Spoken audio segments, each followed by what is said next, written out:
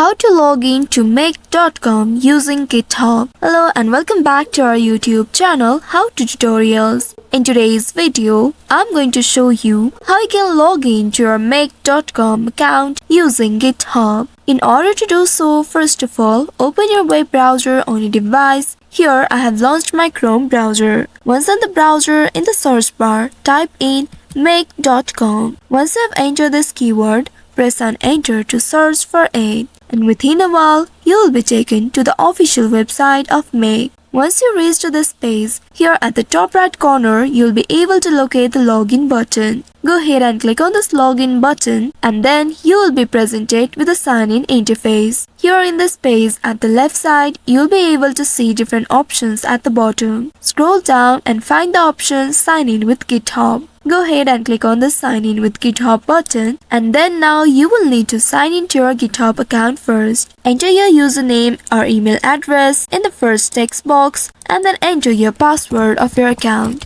Make sure to enter your correct password here. If in case you don't remember your password, you'll also get to reset or recover it. For that, you'll need to click on this forgot password link just at the right side of this password box. Once after doing that, you will need to follow the instructions in order to reset or recover your password. After entering the correct password and all the credentials, click on the sign in button right here. And after signing into your account, you will need to now authorize Make to access your GitHub account. Click on this authorize Intego Make button at the right side, and once after doing that, you will be taken to this page. Here you will need to click on this back button right here, and after that you'll be able to access your make.com account using GitHub. So by following these steps, you should be able to log in to your make.com using GitHub. I hope this tutorial was helpful. If yes, don't forget to like, share and subscribe to our channel.